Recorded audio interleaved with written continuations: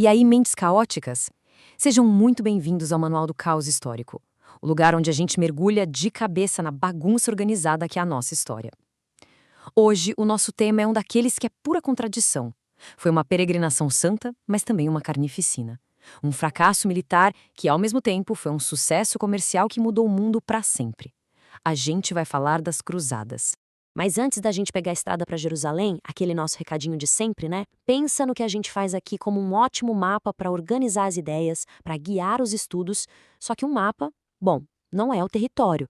A profundidade, os detalhes, as histórias mais incríveis, isso tudo está nos livros. Então, a ideia é usar o nosso guia para se orientar, mas não deixar de explorar por conta própria. Combinado? Beleza, então vamos lá. Qual foi o pontapé inicial para tudo isso? O começo dessa história maluca de 200 anos de guerra não foi uma batalha, foi um discurso. É isso mesmo, um único discurso, mas tão poderoso, tão inflamado, que literalmente botou um continente inteiro para marchar.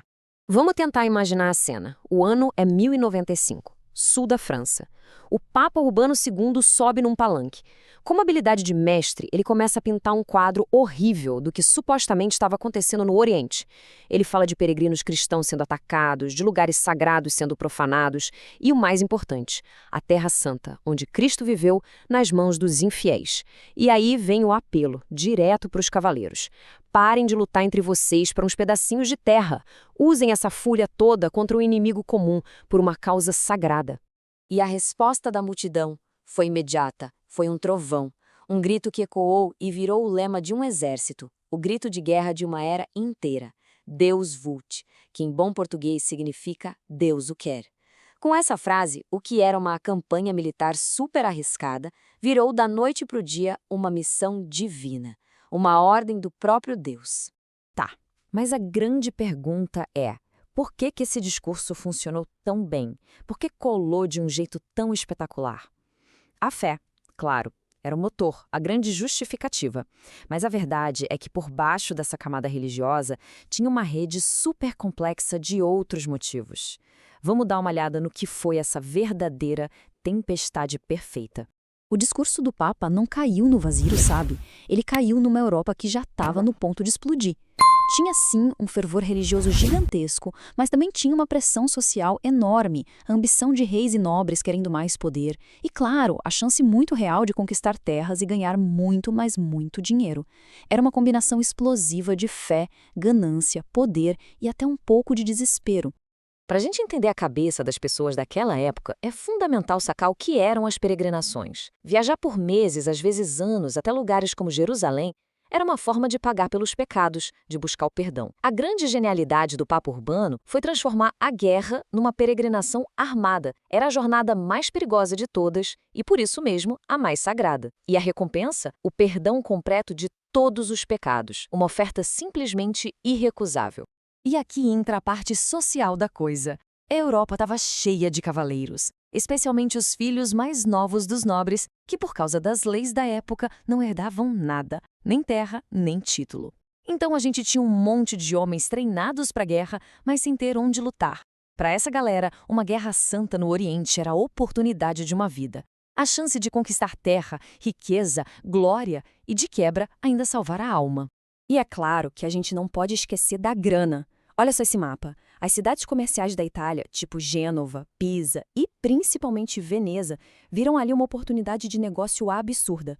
O objetivo delas era quebrar o monopólio dos muçulmanos nas riquíssimas rotas de comércio do Mediterrâneo. Para essa turma, as cruzadas eram menos sobre fé e muito, mas muito mais sobre lucro. Era sobre abrir novos mercados e expandir seus impérios comerciais. Ok, então o cenário está montado. A gente tem o ideal, a grande missão de libertar a Terra Santa e por trás todos esses interesses bem práticos. Mas como é que isso rolou na vida real? Vamos passar por 3 campanhas que mostram como a realidade foi, na verdade, bem mais caótica, sangrenta e totalmente imprevisível. Uma coisa importante para lembrar é que não foi uma cruzada. Foram várias expedições ao longo de quase 200 anos. Teve de tudo, sucessos, fracassos e umas reviravoltas que parecem até piada. A gente vai focar em 3, que são chave para entender como o plano original descarrilou feio. A primeira cruzada, contra todas as expectativas, deu certo. Pelo menos do ponto de vista militar. Eles se aproveitaram que o mundo islâmico estava dividido politicamente e, mesmo desorganizados, famintos e exaustos, conseguiram tomar Jerusalém. O resultado foi a criação de reinos cristãos lá no Oriente Médio, mas também um massacre terrível na Cidade Santa, um banho de sangue que chocou todo mundo na época. Agora, vamos pular no tempo para a Terceira Cruzada, que ficou conhecida como a Cruzada dos Reis. Essa foi uma superprodução medieval, tipo um filme da Marvel. De um lado, os maiores reis de Europa, como Ricardo Coração de Leão. Do outro, o lendário Sultão Saladino. E o resultado? Um empate épico. No fim das contas, Jerusalém continuou com os muçulmanos, mas eles garantiram acesso para os peregrinos. E, só para mostrar o nível do caos, um dos 3 grandes líderes europeus, o imperador Frederico Barba Ruiva, nem chegou lá. Ele morreu afogado num rio no meio do caminho. E se tudo já parecia meio caótico, se preparem para a Quarta Cruzada. Essa aqui é o auge da bizarrice. O plano era ir para Jerusalém, mas eles nunca chegaram nem perto. Os cruzados estavam devendo uma grana alta para os venezianos, que construíram os barcos para eles. E aí, os venezianos manipularam a situação e convenceram os cruzados a atacar primeiro uma cidade rival deles e depois a própria Constantinopla, a maior cidade cristã do mundo. O resultado foi um saque brutal que manchou a ideia de cruzada para sempre. Bom, depois de 200 anos dessa confusão toda, qual foi o saldo final? O legado das cruzadas é gigantesco, super complexo e cheio de contradições. E moldou a Europa e o Oriente Médio de um jeito que a gente sente até hoje.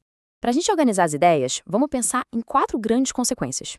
As cruzadas reabriram o mar Mediterrâneo para o comércio, o que trouxe um monte de produtos e conhecimentos novos para a Europa. Mas, ao mesmo tempo, elas deixaram cicatrizes que nunca fecharam, aumentando o ódio entre cristãos e muçulmanos e dando início a uma perseguição brutal contra os judeus na própria Europa. Olhando para o lado positivo, esse contato com o Oriente causou uma verdadeira revolução. O comércio explodiu. Coisas como especiarias, açúcar, tecidos de luxo, tudo isso invadiu a Europa e transformou a economia. E talvez o mais importante de tudo, os europeus redescobriram o conhecimento dos filósofos gregos, como Aristóteles, que tinha sido guardado e estudado pelo mundo islâmico. Esse conhecimento todo foi a sementinha do que viria a ser o Renascimento. Mas tem um lado sombrio que dura até hoje. Aquele fervor religioso todo virou fanatismo. O discurso de guerra contra o infiel criou uma barreira de ódio entre cristianismo e islamismo que ecoa há séculos. E essa intolerância não ficou só lá no Oriente. No caminho para a Terra Santa, os próprios exércitos cruzados massacraram comunidades inteiras de judeus na Europa, acusando eles de serem inimigos internos. E isso tudo deixa a gente com uma pergunta para pensar. As cruzadas foram o primeiro grande choque de civilizações?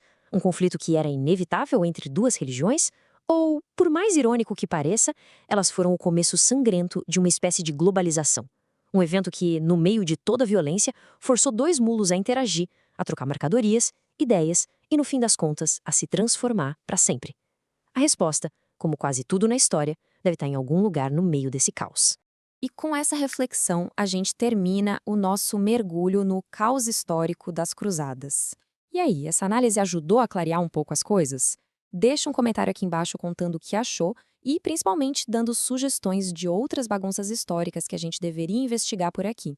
E, claro, não se esquece de seguir o canal para não perder as próximas viagens.